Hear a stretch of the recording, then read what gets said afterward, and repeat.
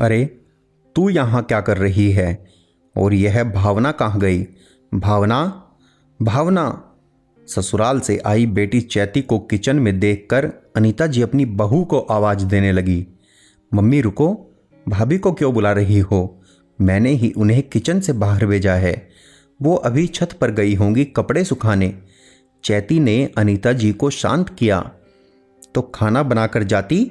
एक वो दिन था जब तू शादी से पहले सिर्फ आराम करती थी, और एक यह दिन कि ससुराल से आई बेटी से काम करवाया जा रहा। बहू की कुछ ज़्यादा ही हिम्मत बढ़ गई है। मेरे रहते तुझे पराया कर रही। मेरे जाने के बाद तो शायद तुझे मायके बुलाई भी नहीं। अभी तुरंत किचन से बाहर चलो तुम। चैती को हाथ से पकड़कर खींचते हुए बाहर ले गई। मम्मी रुको, पहले मेरी बात तो सुनो। चैती हाथ छुड़ाकर बोली। कुछ नहीं सुनना मुझे। भावना, भावना। इस बार और तेज आवाज में अनीता जी चिल्लाने लगी। अनीता जी की आवाज़ सुन भावना दौड़ते हुए आई। क्या हुआ मम्मी जी? तुम्हारी हिम्मत कैसे हुई चैती से खाना बनवाने की? वो मायके आराम करने आई है, तुम्हारी चाकरी करने नहीं। मैंने कभी शादी से पहले इसे एक गिलास पानी तक उठाने नहीं दिया, और अब तुम?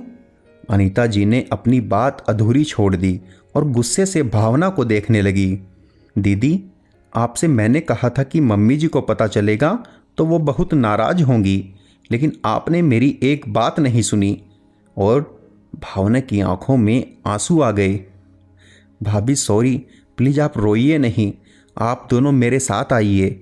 चैती अनीता जी और भावना को लेकर लिविंग रूम में आई और दोनों को सोफे पर बैठाकर खुद उनके पैरों के पास नीचे बैठ गई। दीदी, आप नीचे क्यों बैठ गई? भावना उठने लगी तो चैती ने उसे सोफे पर बिठा दिया। अनीता जी और भावना दोनों का हाथ पकड़कर बोली, मम्मी, आपने मुझे हमेशा एक राजकुमारी की तरह पाला, और भाभी, आपने हमेशा एक अच्छी सहेली और बहन की तरह मेरे सभी नखरे सहे। इस बेटी को आप लोगों ने हमेशा पलकों पर रखा, कोई काम नहीं करने दिया, बोलने से पहले ही सारी ख्वाहिश पूरी कर दी। आप लोगों ने हमेशा मुझे एक ऐसे माहौल में रखा जहां सब बेस्ट था मेरे लिए, लेकिन आप लोगों से एक गलती हो गई। आप लोगों ने यह नहीं सोचा कि जब चैती सपनों की दुनिया से असलियत की धरातल पर आएगी तो उसका क्या होगा। मायके में नाजों से पली बेटी जब ससुराल के कांटों पर चलेगी तो उसे बहुत तकलीफ होगी।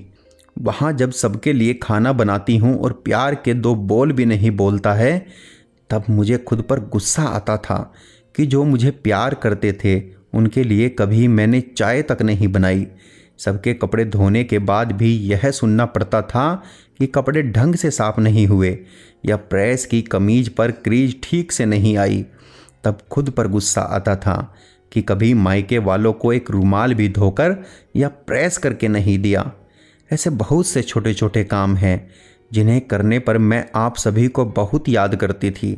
इसलिए मैंने सोच लिया था कि इस बार मैं सबको अपने हाथों से खाना बनाकर खिलाऊंगी और हर वो काम करूंगी जो ससुराल वालों के लिए करती हूँ। चैती की बात सुनकर अनीता जी और भावना दोनों ही भावुक हो गई। अनीता जी अपने आंसुओं को पोंछते हुए बोली, मुझे पता ही नहीं चला कि मेरी गुड़िया इतनी समझदार है। ठीक है, जब तक तू मायके है जो करना चाहती है कर, अब से मैं नहीं रोकूंगी। फिर भावना की तरफ देखकर बोली, बहू चैती जब तक यहाँ है, जाओ तुम भी मायके घूम आओ। बहुत दिन हो गए तुम्हें भी अपनी माँ को अपने हाथों से खाना खिलाए। भावना अनीता जी की बात सुनकर उन्हें आश्चर्य से देखने लगी तो अनीता जी ने बनावटी गुस्से से बोली, चिंता मत कर, तेरे पीछे तेरी कोई बुराई नहीं करूँगी। अनीता जी की बात पर भावना और चैती हंसते हुए उनके गले लग गई। दोस्तों, इस कहानी के बारे में आपके क्या विचार हैं?